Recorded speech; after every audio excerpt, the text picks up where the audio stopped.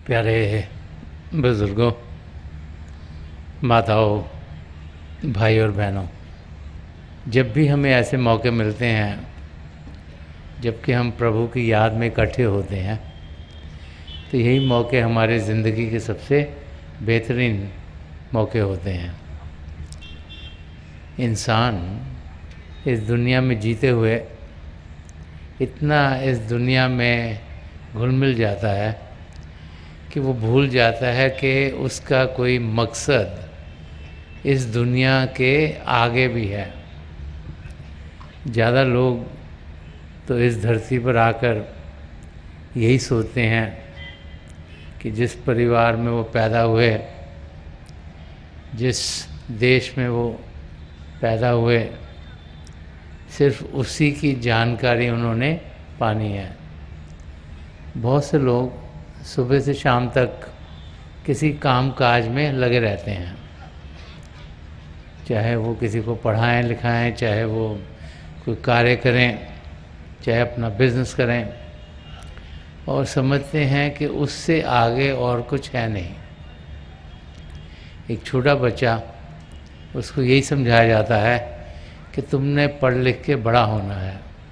जब वो school college में से जाता है, उसके बाद जैसे ही वो कोई ना कोई नौकरी करता है, कोई ना कोई बिजनेस करता है, तो उसे यही समझाया जाता है कि अब तो तुम कुछ कमाने के लायक हो गए, अब तुम्हारी शादी होनी चाहिए।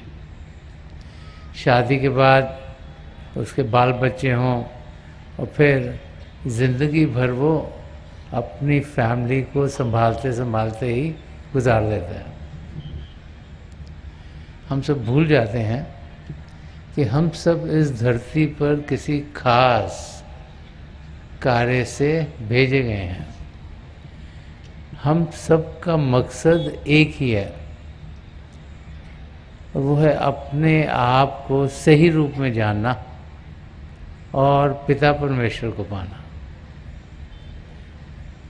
कि अपने आप को सही रूप में जानना, ये पहला कदम है अपने मकसद को पूरा करने के लिए।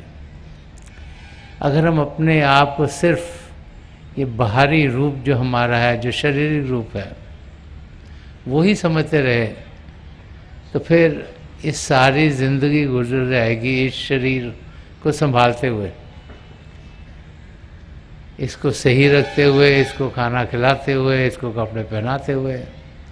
और हम देखेंगे कि ये शरीर जिसे हम बहुत संभालते हैं, बड़ी कोशिश करते हैं कि हमें कोई तकलीफ़ ना हो, लेकिन समय के साथ साथ इसमें कुछ तो तकलीफ़ें शुरू हो जाती हैं, और फिर ये एक दिन काम करना बंद कर देता है, जिसे हम मौत कहते हैं, मृत्यु कहते हैं। वो शरीर का काम करना बंद है। वही शरीर जो पहले तक देख रहा था, सुन रहा था, चल रहा था, बोल रहा था, वो न बोलता है, न सुनता है, न चलता है, न देखता है, कुछ कर नहीं पाता। तो हम लोग क्या करते हैं, वो जीव जो हमें बहुत प्यारा था, हो सकता है हमारे पिता जी हों, हमारे माता जी हों, हो सकते हैं हमारे बच्चे हों, हो सकता है हमारे हस्बैंड और वाइफ हों, या हमारे बहुत नज़दीकी हों, हम जितना मर्जी उनसे प्यार करें, जैसे ही मौत होती है तो सबसे पहले हम में क्या ख्याल आते हैं कि अब इस शरीर को हम या क्रीमेट कर दें या दफना दें, जो जो हमारे धर्म और लिहाज से। और वही इंसान जो हमें बड़ा प्यारा होता है, सबको लगता है इनको घर से लेके जाओ, जल्दी लेके जाओ, ज़्यादा देर घर में रखो नहीं। क्यों? क्योंकि हमें अंदर से मालूम है कि वो जो असली इंसान था वो चला गया। शरीर घर में पड़ा हुआ है, और शरीर का साइज़ भी सेम है, कुछ उसे अलग भी नहीं हुआ, हाथ भी लगे हुए हैं, नाक भी है, आंखें भी हैं, सब कुछ है, कुछ उसमें फ़र्क नहीं हो, श्रिंक नहीं करा, कुछ डिटेरियोरेट नहीं करा। लेकिन हमें अंदर से ये यकीन है कि इसको जो ताकत दे रही थी वो चीज़ चली गई। तो वो ताकत क्या थी? उसे आत्मा कहें, रूह कहें, सोल कहें, उस ताकत की जानकारी होना बहुत ज़रूरी है। और इसी ध्येय से हमें यहाँ भेजा गया है। हमारी आत्मा 84 लाख जिया जून में चक्कर काट रही है, कभी एक योनि में जाती, कभी दूसरी में, कभी तीसरी में। और ये जो ह्यूमन बॉडी है, जो ये शरीर है, इसे सबसे उत्तम माना गया है कि इसमें वो सब पदार्थ हैं जो हमें चाहिए अपने आप को जानने के लिए और पिता परमेश्वर को पाने के लिए। तो जब हम इस धरती पर आते हैं तो हमारा मकसद ही ये है कि हम अपने आप को उस आत्मिक रूप में जानें। पिता परमेश्वर को सत चित आनंद के ज़रिए पुकारा गया है कि वो सच्चाई के महासागर हैं, वो चेतन हैं, कॉन्शियस हैं और आनंद में होते हैं। और उस अवस्था को पाने के लिए बार बार महापुरुष हमें समझाते हैं कि हमें प्रेम का रास्ता इख्तियार करना होगा।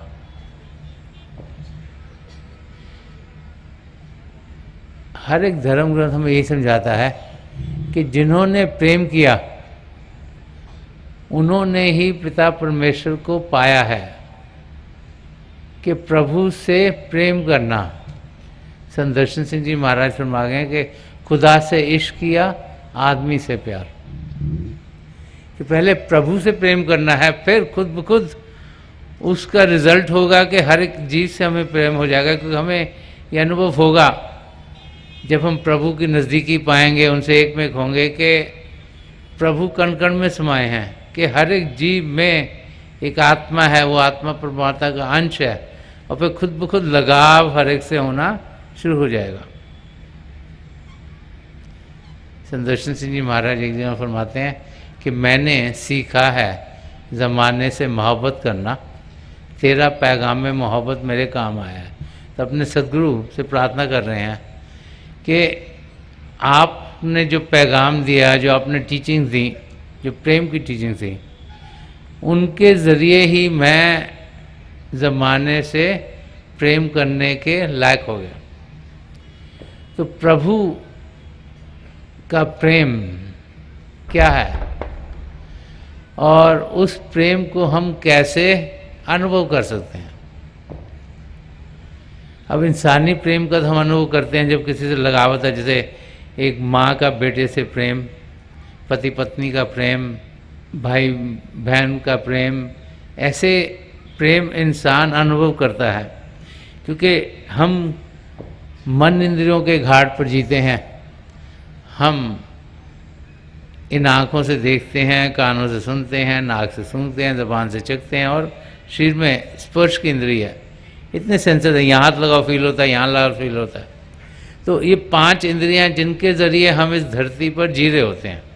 जितने भी इम्प्रेशन हम पर आते हैं इंद्रियों के ज़रिए आते हैं और इनके ज़रिए हम सिर्फ शारीरिक तौर पर ही औरों से मिलते जुलते हैं। तो वही हम जानते हैं, वही देखते हैं, वही पहचानते हैं। और जब तक उस लेवल तक रहेंगे तो प्रभु से प्रेम कैसे करें? हमारे पिताजी तो हमको दिखाई देते हैं, हमारी माताजी भी दिखाई देती हैं, मिलते भी हैं, हस्बैंड एंड वाइफ भी मिलते हैं, दिखाई देते हैं, बहन भाई भी दिखाई देते हैं, बाल बच्चे भी दिखाई देते हैं। तो उनसे प्रेम हो सकता है, उनको हम गले मिल सकते हैं, उनसे बातचीत कर सकते हैं, उनको समझ सकते हैं, उनको जान सकते हैं। पिता परमेश्वर को कैसे जाने, जिन्हें ना इन आँखों से देख सकते हैं, ना इन कानों से सुन सकते हैं? तो उनकी जानकारी हम कैसे पाएं? यही धर्म ग्रंथों में हमें समझाया जाता है। महापुरुष जब भी इस धरती पर आए हैं, बार बार वो हमें समझाते चले आए हैं कि प्रभु प्रेम के महासागर हैं। हम उस महासागर के एक बूंद हैं। प्रभु परमात्मा का अंश आत्मा, उस महासागर की बूंद आत्मा। और अगर हम अपने आप को आत्मिक अवस्था में जानेंगे तब हम पिता परमेश्वर की जानकारी पा सकते हैं। क्योंकि जब तक हम इस शारीरिक अवस्था में रहेंगे तब तक हम प्रभु को जान नहीं सकेंगे, क्योंकि वो तो चेतन है, उनके कोई शरीर नहीं, वो असीम है, कोई लिमिट नहीं है उनकी। ये शरीर दिया जाता है, हम लिमिटेड हो जाते, शरीर के अंदर ही हैं, हमारी आत्मा भी शरीर के अंदर है। लेकिन परमात्मा की कोई लिमिट नहीं है, उनके ऊपर कोई कवरिंग नहीं है, वो कण कण में समाये हुए हैं। जब तक हम अपने आप को उस आत्मिक अवस्था में नहीं पाएंगे तब तक हम पिता परमेश्वर को पा नहीं सकते। और उस आत्मिक अवस्था में जाने के लिए सबसे पहले तो ज़रूरी है कि ये शिव नेत्र, 10वां द्वार, सिंगल थर्ड आई, अलग अलग नेम अलग अलग भाषाओं में से दिए हुए हैं, यहाँ पर अपना ध्यान एकत्रित करें। क्योंकि ये एक गेटवे है, एक ओपनिंग है जहाँ से कि हम पिता परमेश्वर की ओर बढ़ सकते हैं। जो दुनिया अंदर की दुनिया है उसमें हम जा सकते हैं और आध्यात्मिक रास्ते पर हम चल सकते हैं। संदर्शन सिंह जी महाराज ने फरमाया कि मिलेगा रूह को परवाज दे के देख जरा, करीब है उसे आवाज़ दे के देख जरा, कि पिता परमेश्वर में ज़रूर मिलेगा। हमने करना कि रूह को उड़ान देनी है। ये जो शरीर में आत्मा बिखरी हुई है इसको यहाँ पहले एकाग्र करना है और फिर हमारी सदगुरु की मदद से हम अंदर की दुनिया में बढ़ सकेंगे। प्रभु हमसे दूर नहीं, हम सबके भीतर हैं, हमें सिर्फ उनकी ओर ध्यान देना। अभी हम बाहर मुखी हैं, इन आँखों से क्या देखते हैं? बाहर की दुनिया को देखते हैं, कानों से क्या सुनते? बाहर की आवाज़ें। बाकी इंद्रियों से भी क्या ग्रहण करते हैं? सो जो बाहर की चीज़ें हैं। हमें अंतर्मुख होना है, अंदर की दुनिया में जाना है। गुरु अर्जन देव जी महाराज ने फरमाया कि सब कुछ घर में बाहर नहीं, बाहर टोले सो भरम बुलाई, कि सब कुछ हमारे भीतर है।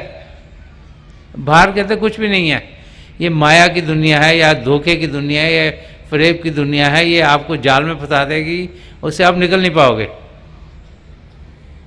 कि सब कुछ हमारे भीतर है। हम कदम अंदर की दुनिया में बढ़ाएं, और अंदर की दुनिया में कदम बढ़ाने के लिए हमें प्रेम की ज़रूरत है, प्यार की ज़रूरत है। अब प्यार के दो पहलू हैं। एक तो प्यार का पहलू है मिलन, और दूसरा है विरह का पहलू। और दोनों पहलू बहुत ही ज़रूरी हैं। जब हमारी आत्मा को, जब हमारे अंदर से हमें भाव खुलते हैं कि हमने पिता परमेश्वर को पाना है, तो फिर आत्मा का परमात्मा से मिलन होना बहुत ज़रूरी है। हमारा असली रूप शारीरिक तो है नहीं, आत्मिक है। तो उस आत्मा की जानकारी पाकर उसका मिलाप परमात्मा से कराना, वो तो मिलन की अवस्था है जो कि अनंत से भरपूर है, जिसके कोई लफ्ज़ नहीं उसको बयान करने के। लेकिन जितनी देर वो मिलन नहीं हुआ तो वो विरह के पल हैं। जब हमें यकीन हो जाता है कि हम शरीर नहीं, हम आत्मा हैं, तो और हम देखते हैं हम तो आत्मा है मगर परमात्मा से दूर हैं। लाखों करोड़ों साल हो गए हमारी आत्मा को प्रभु से बिछड़े हुए, कभी एक योनि में भटक रहे हैं, कभी दूसरे में भटक रहे हैं, कभी तीसरे में भटक रहे हैं। तो उस समय विरह, प्रभु से दूरी हमें दिखती है। मोहब्बत का ये जो पहलू है विरह का, संदर्शन सिंह जी महाराज ने इसको बहुत प्यार से समझाया है। वो कहते हैं कि मोहब्बत नाम है बेताबी दिल के तसल्सल का। मोहब्बत की मैं दर्शन, ये निशानी लेके आया हूँ। वो कहते हैं रेस्टलेसनेस ऑफ द हार्ट, कि जो मोहब्बत है ये दिल के जो तड़पन है उसका नाम है। कि जब तक तड़पन नहीं होगी, जब तक लगन नहीं होगी, जब तक पैशन नहीं होगी पिता परमेश्वर को पाने की, तब तक आप मोहब्बत नहीं कर सकते, तब तक आप सही महीने से प्यार नहीं कर रहे हैं। तो प्यार का मतलब कि एक रेस्टलेस, एक हलचल, जो कि हर पल हर समय हमें प्रभु की याद दे। जिसमें हम चाहें कि हम प्रभु से एक में हों, जिसमें हम प्रभु को के मिलन के लिए तैयार रहें। और वही यहाँ पर बाबा फरीद जी हमें समझा रहे हैं, फरमा रहे हैं कि तप तप लोए लोए हाथ मरोड़ो। वो बता रहे हैं हमें कि मैं अंदर से जल रहा हूँ, तप तप लोए लोए हाथ मरोड़ूँ, बावल होई सो सहो लोड़ूँ। वो कह रहे मेरी आत्मा जो है पागल हो गई है, हे प्रभु आपके प्यार में पागल हो, मुझ पर पागलपन सवार हो गया, मैं बावली हो गई, मैं आपको ढूंढ रही हूँ। ये आत्मा की पुकार है कि जब जब इंसान किसी चीज़ को पाने की कोशिश होती है तो वो फिर टिका नहीं रहता, वो हिलता रहता है, उसको लगता है मैं यहाँ कैसे पहुँचूँ, वहाँ कैसे पहुँचूँ, वहाँ कैसे पहुँचूँ। तो इसी से करके फरमा रहे हैं कि मैं अंदर से, आत्मा पुकार रही है कि मैं अंदर से जल रही हूँ और मैं अपने हाथ मरोड़ रही हूँ और मैं आपको पाना चाह रही हूँ हे प्रभु, कि आपके प्यार में मैं दीवानी हो गई, मेरे में पागलपन छा गया है आपको पाने का, और मैं ढूंढ रही हूँ आपको सब जगह, आप मिल नहीं रहे मुझे।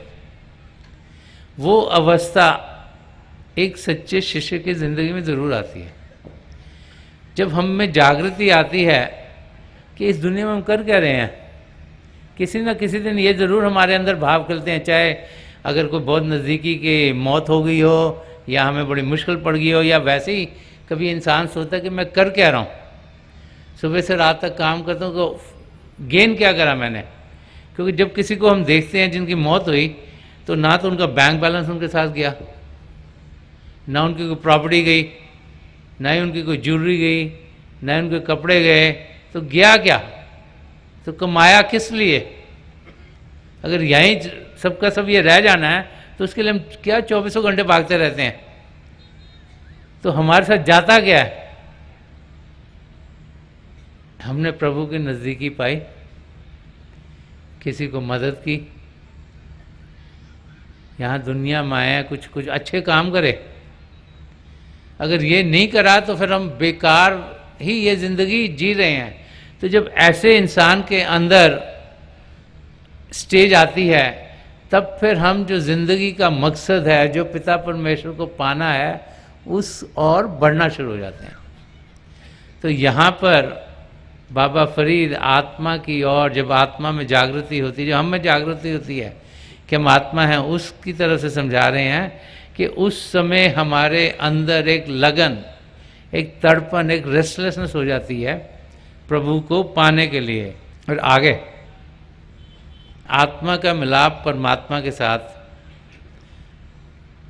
एक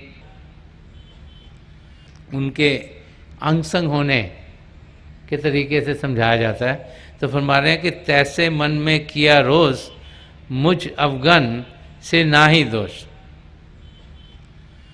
वो फरमा रहे हैं कि ऐसे लग रहा है कि हे प्रभु आप तो मुझसे रुस गए हो, आप मुझे मिलना नहीं चाह रहे, पर मेरे पे दया कृपा कीजिए। उसमें भी आपकी कोई गलती नहीं है, क्योंकि अवगुण तो सब मुझ में भरे हुए हैं। कि ये रियलाइज़ करना कि हम गुणी नहीं, हम अवगुणों से भरपूर हैं, ये भी बहुत ज़रूरी है। क्योंकि जो इंसान समझता है मुझ में अवगुण नहीं, वो तो फिर उसकी हमें उसकी ईगो और भी बढ़ जाती है। जब तक हम अपने आप को एक नम्रता की अवस्था में नहीं पाएंगे, तब तक हम पिता परमेश्वर को पाने के लायक नहीं होते। तो ये बहुत ज़रूरी है कि हम ये जानें कि हम अवगुणों से भरे हुए हैं, और जब जब हम में जागृति होती है, सबसे पहले यही चीज़ हम अनुभव करते हैं कि हम कितनी गलतियां करते हैं रोज़ाना। हम सोचते हैं कि हम बहुत अच्छे काम कर रहे हैं। एक बड़ा अच्छा इंसान था, उसने सोचा मैं तो पिता परमेश्वर को पाऊंगा, मुझे घर बार छोड़ देना चाहिए। घर बार छोड़ के कहीं दूर जाके, एक छोटा सा पॉन्ड था, उसके किनारे पे उसने जाके अपनी कुटिया बनाई और वहाँ पे रहना शुरू हो गया और तपस्या करता था। जब उसकी मौत हुई तो जब उसका खाता देखा गया तो प्रभु से के सामने वो हुआ, तो प्रभु ने पूछा कि जो तूने कर्म करें उसका पहले हिसाब किताब करें कि जो दया मेहर से कुछ होता है उसका हिसाब किताब किया जाता है साहब। तो वो तो बड़ा कॉन्फिडेंट था कि मैंने ज़िंदगी भर कोई चीज़ ख़राब ही नहीं करी, मैं तो सब चीज़ अच्छी करता था। सवेरे उठता था, नहाता धोता था, अपना वहाँ से सारा दिन तपस्या करता था, किसी पर बोझ नहीं पड़ा, और मैं तो ठीक कर रहा था। उनका नहीं जी, जो जो मैंने करा आप कर दो, हिसाब किताब। क्योंकि उसे लगा कि मैं तो सब कुछ ठीक है, मेरा तो काम अच्छा होगा। तो उसने प्रभु को बताया ऐसे ऐसे मैंने यहाँ कुटिया में रहा, पानी के पास है ये वो। तो प्रभु ने उसे समझाया कि देख, जहाँ तू रह रहा था, तेरे खाने के लिए वहाँ पर मुझे एक पेड़ लगाना पड़ा ताकि रोज़ तेरे को कोई फल मिल सके खाने के लिए। तेरे को मैंने जो तालाब था उसके पास रखा ताकि तुझे पानी मिल सके। जब तू रोज़ाना जाता था, पता नहीं कितने कीड़े मकोड़ों को तू मारता था पैरों के नीचे। तूने कभी जाना है? कहता नहीं नहीं, मुझे माफ़ कर दो, मुझे तो दया से ही बख्श दो। तो हम लोग कितनी गलतियां करते हैं, हमारी समझ के दायरे से बाहर है। हर वक्त हम ब्रीथ कर रहे हैं, पता नहीं कितने कीटाणुओं को मार रहे हैं, और जब तक हम सांस नहीं लेंगे हम जी नहीं सकते। चलते हैं तो पता नहीं कितने छोटे छोटे छोटे जीव हमारे पैरों के नीचे खुले जाते हैं। ये तो खाली चलते फिरते थे, और सोचते क्या हैं, करते क्या हैं, बोलते क्या हैं, उसमें भी कितनी गलतियां करते हैं। तो यहाँ पर हमें बाबा फरीद जी एक आत्मा की पुकार से समझा रहे हैं कि फरमा रहे हैं कि मुझ अवगन सह नाही दो। कह रहे कि मैं गुणों से हीन हूँ, आप में तो कोई दोष नहीं है पिता परमेश्वर। ये रियलाइज़ करना कि प्रभु परफेक्ट हैं, और उनकी दया मेहर जब होगी तभी हम अपनी मंजिल की ओर बढ़ेंगे। तो ये पॉइंट यहाँ समझा रहे हैं, आगे समझा रहे हैं कि तय साहिब कि मैं सार ना जानी, जोवन खोया पाछे पछतानी। फरमा रहे कि हे पिता परमेश्वर, आपको मैं जान नहीं सकी, जिंदगी मैंने गुजार दी, जवानी गुजार दी, दुनिया के कारों में लगी रही, अब मैं पछता रही हूँ क्योंकि अब मौत नज़दीक आ रही है, बुढ़ापा आ गया है और आप मिले नहीं। तो अब मुझे पछतावा आ रहा है। बहुत सी बार क्या होता है कि इंसान ज़िंदगी भर लगा रहता है, कभी बच्चों का ख्याल करता है, कभी अपनों का, कभी किसी और का, और फिर सोचता मैं जब रिटायर होऊंगा तब पिता परमेश्वर को याद करूंगा। तो एक छोटी सी बच्ची थी, वो स्कूल में जाया करती थी, माँ बाप काम करते थे, जब घर में आती थी तो उसकी दादी माँ होती थी। तो वो घर में 3-4 बजे आती होगी, तो पेरेंट्स आते होंगे 6-7-8 बजे। तो देखती कि दादी माँ स्क्रिप्चर्स पढ़ती रहती है, कोई ना कोई धर्म ग्रंथ पढ़ रही होती है। तो एक दिन उसने अपनी माँ से पूछा कि दादी माँ हर वक्त क्यों पढ़ रही होती है, क्या इसने फाइनल एग्ज़ाम देना है कोई? तो हम लोग सोचते हैं कि हम आखिर में जाकर प्रभु को पाने की कोशिश करेंगे, लेकिन महापुरुष समझाते हैं कि जितना जल्दी हम अपने कदम पिता परमेश्वर को पाने के लिए बढ़ाएंगे, उतना समय हमें ज़्यादा मिलेगा प्रभु को पाने के लिए। तो यहाँ पे वो यही समझा रहे हैं कि जोवन खोए पाछे पछताने, कि अब हम पछता रहे हैं क्योंकि जवानी के टाइम में तो हमने प्रभु को याद नहीं करा, जब शरीर भी तंदुरुस्त था, जब ताकत भी इंसान में होती है, जबकि हम जो कुछ करना चाहें कर सकते हैं। क्योंकि जैसे उम्र बढ़ती है, कभी शरीर में तकलीफ़ होगी, कभी और तकलीफ़ होगी, और अभ्यास के लिए बैठना भी थोड़ा मुश्किल होना शुरू हो जाता है। तो इसके ज़रिए हमें यही समझाया जा रहा है कि हम जितना जल्दी अपना ध्यान प्रभु की ओर करेंगे, उतना ही हमारे लिए फ़ायदेमंद होगा। और आगे एक एग्ज़ाम्पल बाबा फरीद जी दे रहे हैं, वो कोयल का एग्ज़ाम्पल दे रहे हैं कि कोयल की आवाज़ बड़ी मधुर होती है। जब कोयल गाती है तो सबका दिल बाग बाग हो जाता है। तो कोयल से सवाल कर रहे हैं कि काली कोयल तू कित गुण काली, कि तेरे से इतनी अच्छी आवाज़ आती है तो तू काली क्यों हो गई है? तो वो कहते हैं कि कोयल ने बड़ा अच्छा जवाब दिया कि अपने प्रीतम के हो बिरे जाली, कि मैं अपने प्रीतम की याद में, जैसे पहले बोला है कि तप तप लोए लोए मैं जल रही हूँ, मैं हाथ मरोड़ रही हूँ, और मैं उनके प्यार में, अपने प्रीतम के प्यार में जल जल के काली हो गई। अंदर से विरह की अग्नि में जल जल के काली हो गई। तो इस अवस्था में हमारी आत्मा ने होना है। तभी कोयल की जैसे मधुर आवाज़ है, तभी हम जो हमारे अंदर मधुर आवाज़ प्रभु की चल रही है, जैसे शब्द कहा गया है, उसके साथ हम जुड़ सकते हैं और उसको सुनने के लायक हो सकते हैं और उससे जुड़कर पिता परमेश्वर के अंग संग हो सकते हैं। तो वो एग्जाम्पल ले रहे हैं कि जब विरह में हम में लगन इतनी बढ़ जाती है पिता परमेश्वर को पाने की, तभी हम उनके जैसे बन सकते हैं और उनसे एक में हो सकते हैं। और आगे फरमा रहे हैं कि पिरे बहन कते सुख पाए जा, होए कृपाल तब प्रभु मिलाया। कह रहे हैं कि हे प्रभु, अगर आप नहीं होंगे तो मैं आप में लीन कैसे होंगी?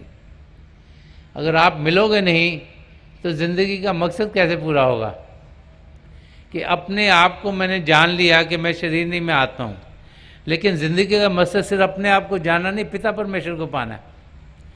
तो अगर आप मुझे मिलोगे नहीं, मैं आपको देख नहीं पाऊंगी, सुन नहीं पाऊंगी, तो मैं आपसे मिलूंगी कैसे?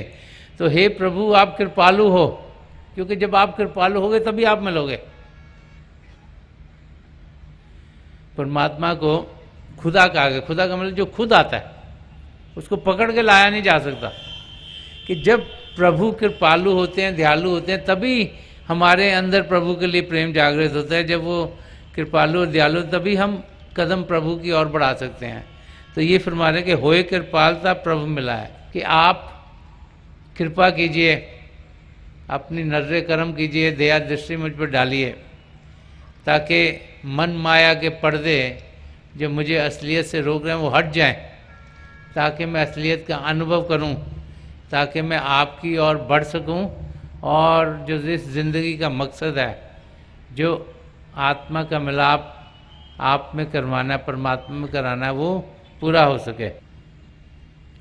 शरीर को शांत करना, मन को शांत करना मुश्किल नहीं है, लेकिन प्रैक्टिस से इंसान कर पाता है। और जब रोज़ाना हम प्रैक्टिस करते हैं तो फिर हम प्रभु को पाने के रास्ते पर तेज़ी से चलने शुरू हो जाते हैं। तो थोड़ी देर के लिए आप अभ्यास के लिए बैठिएगा। जैसे ही बैठे आराम से बैठिएगा, कहीं भी हम बैठ के अभ्यास कर सकते हैं।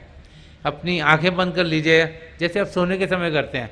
कोई जोर नहीं लगाना आँखों के ऊपर। ये जो आंखों के डेले आई बोलते सीधे सामने होने चाहिए। कई लोग सोचते हैं कि शिव नेत्र यहाँ है, दो आंखों के बीच इनको उठाते हैं। प्लीज़ ऐसे मत कीजिएगा, नहीं तो आपको सिर दर्द होगा। तो आप आंखों को सीधा रखिएगा। अच्छा, आंखें बंद करते ही जो भी पिता परमेश्वर का नाम आपको अच्छा लगता है, आप उसको मन ही मन दोहराइएगा। आप देखेंगे कि थोड़ी देर में उस अंधेरे में आपको रोशनी के चिन्ह दिखाई देंगे। अब जो दिख रहा है उसके बीच में देखिएगा। मेरी पिता परमेश्वर के चरण कमलों में यही प्रार्थना है कि जो कुछ हम सबके लिए बेहतर है महापुरुष हमें दें। और जो पिछली संचय के महापुरुष हैं, हजूर बाबा सावन सिंह जी महाराज, परम संत कृपाल सिंह जी महाराज और दयाल पुरुष दर्शन सिंह जी महाराज, इनकी दया दृष्टि हम सब पर पड़े, ताकि हम अपने अंदर में शब्द के साथ जुड़ सकें। हम थोड़ी देर के लिए बैठेंगे, थोड़ी देर में मैं आपको इस बैठक से उठाऊंगा और मेरी शुभकामनाएं आप सबके साथ हैं।